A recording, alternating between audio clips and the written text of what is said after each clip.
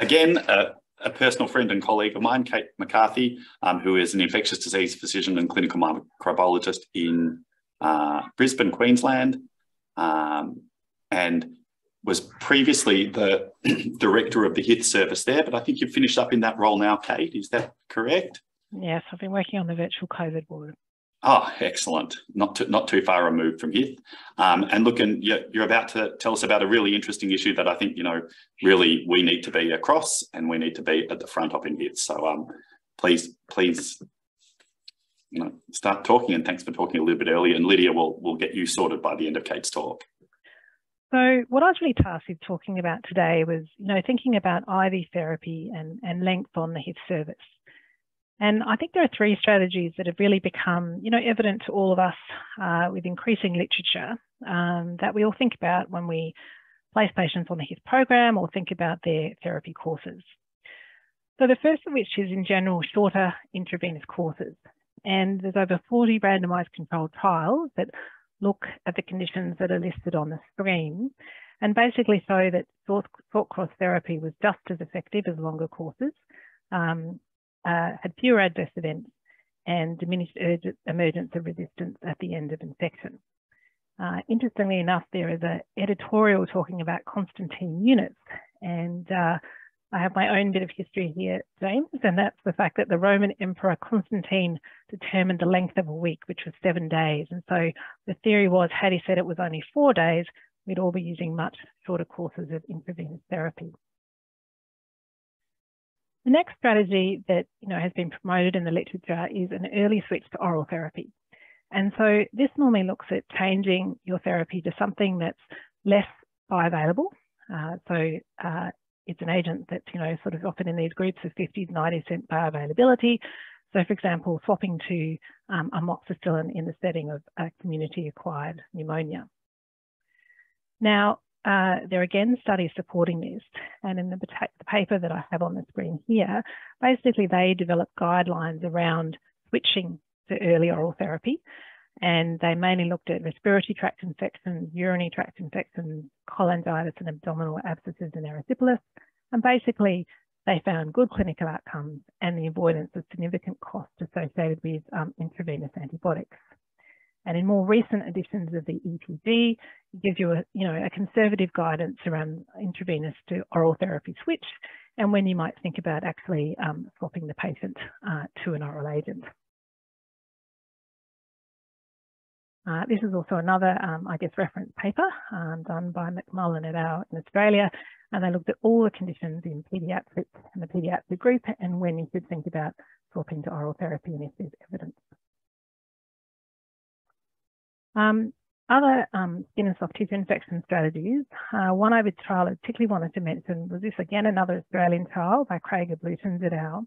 And what they actually did here was they substituted an agent that had the lower bioavailability, the agents we mentioned in the first original slide, and they compared it to actually just using cefazolin. So traditionally we might give cefazolin BD on a HITH program, and then they compared that in a randomised fashion to people who actually got cefalexin 1 gram QID, and they actually found no significant difference in outcome. There was similar timing for spread of the infection, and then, similar clinical effective outcomes. It was a very small trial, and certainly I haven't seen that repeated again. The strategy I wanted to focus on a little bit tonight was highly bioavailable oral antibiotics. So again, it's an oral switch from IV therapy, but it's switched to an agent that has really good absorption. So a bioavailability of over 90%, and you're obviously all familiar with the agents listed on the screen. So this really, came to fruition in a very large randomised controlled trial, which I'm sure you're all familiar with. For those of you that are not, very quickly, it was the OVIVA trial, multiple centres across the UK, and compared early switching within 1 week from intravenous to oral therapy to continuing intravenous antibiotics in the initial 6 weeks. So it included all adults with suspected bone and joint infections. The surgical intervention did not matter. And basically, they looked at the outcomes at 1 year. And essentially, they found that the oral therapy of these highly bioavailable agents was not inferior to intravenous therapy. But as with every trial, there are strict criteria. And then when looking at the cohort that the study actually ended up with, it was important that bone and joint infection is not a homogeneous entity, and they included it as the one entity in terms of outcome. Studies are not powered to differentiate between the major infection groups within the trial. Gram-negative infections were underrepresented. Gram-positive infections resistant to multiple classes of antibiotics were less frequent. You couldn't have a bloodstream infection or other sites of infection, and the study was dependent on expert specialist-led management. What was important, though, is that approximately 25% of patients in each treatment arm experienced a serious adverse event, so including in the arm of the highly bioavailable oral agents. And in my mind, the appropriate timing of an IV to oral switch really remained uncertain. And this is certainly in my setting removed, despite this being the main trial, and no good Australian data, has really taken a lot of the patients off our original HITH service. The other trial that came out around that time was the POET trial, which again, you'd all be familiar with. So this was the endocarditis trial, in which again, it was left-sided endocarditis caused by streptococci, enterococci or Staph aureus or co-aiding staph. And the patients were randomized again to get an IV drug for the full course of therapy or for a minimum of 10 days followed by oral therapy. Now, there were caveats for this trial. So the patients had to be clinically stable before the switch. They required a TOE to confirm their response to treatment, which is something we would not routinely do in treatment.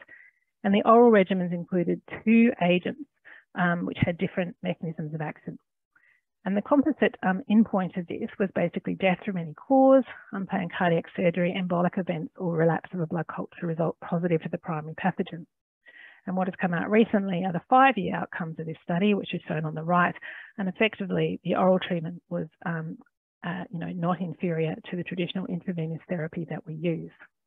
In clinical practice, though, I have not seen this uptaken as much as the bone and joint highly bioavailable oral therapy. The other groups to think about with these drugs are, bloodstream infections. And again, I have not seen this uptaken despite increasing amounts of studies.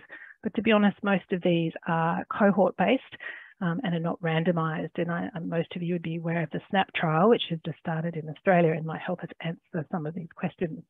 And so what this leads to is, as demonstrated in the paper listed down the bottom, is sort of equipoise about which is the correct method or most safe method of management of these patients. In terms of gram-negative bloodstream infections, due to the fact that these tend to seed less commonly than gram-positive infections, the likelihood of a clinician actually changing to a step-down therapy is something bioavailable like a quinolone, as shown in this consensus document here, is more likely, particularly in certain sites of infection, and actually interestingly dependent on where you actually practice. The other thing to mention with highly bioavailable therapy is the target site penetration. So although you might get good absorption into the bloodstream, does it actually get into the site you want to treat? So what I have here, just for a comparison, is something like flucloxacillin, which what we're looking at here is actually bone levels. And we know with IV therapy, you can get really good bone levels. So in this study, it was, the value was listed here as 89.5 micrograms per mil, which is well above the breakpoint for Staph aureus. If we move into something like, and I apologise, it's a little bit blurry, but if you move into something like clindamycin with a highly bioavailable agent or linezolid, again, with the bioavailability, you also have good bone penetration if looking at using them for that particular condition. And finally, I just wanted to talk about Pseudomonas. So if we're looking at quinolones, the bioavailability perhaps is a little bit overstated here, but again, you get reasonable bone penetration. I guess one thing we became aware of when we started thinking about the utilisation of these agents is perhaps when you write protocols, and what we've done here is we've actually used the highly bioavailable therapy front up. So we've used it instead of an IV drug in the emergency setting. And the 50 patients that we used to move on to HITH each year, we developed a protocol with emergency that they would be moved on to a highly bioavailable agent for a short period of time.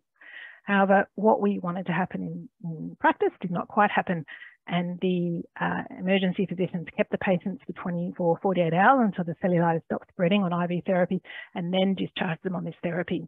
And perhaps this points a little bit to the AMS of these agents, which I think is very important, which did not happen with our pathway.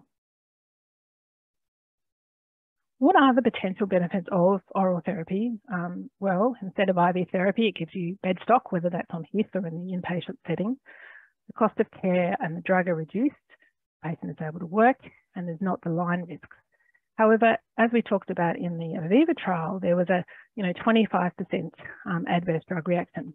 And there is some concern that if you don't monitor these patients, as you would, for example, in a HITH setting, are you putting them at greater risk of both adverse reactions and also adverse outcomes in terms of their ability to achieve their therapeutic goals?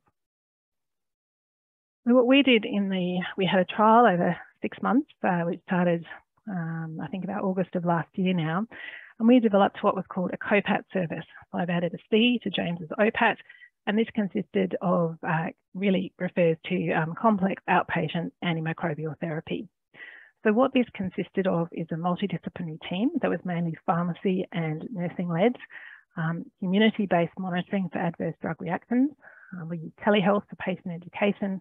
We had a call-in line, and the aim was to do early intervention if there were any problems, and to allow the patient to achieve their therapeutic goals, and to see if something like this was actually of any value with our clinicians using more of these agents. So basically the agents we used on the program are listed there. And what we tried to do was contact them within 24 hours of referral.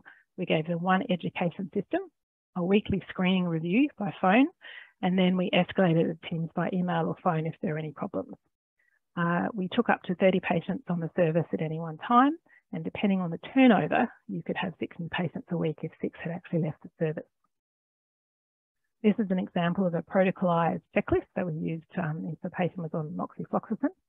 Those questions are still very much unanswered at this stage. So I might end there, Ben, and hand over back to you. Thank you. Thanks so much, Kate. That was a really fantastic talk and, an amazing piece of research. I think, really, really good to hear kind of the structural rigor you've applied to that. And we're excited to see it once it lands at some conferences and in a publication.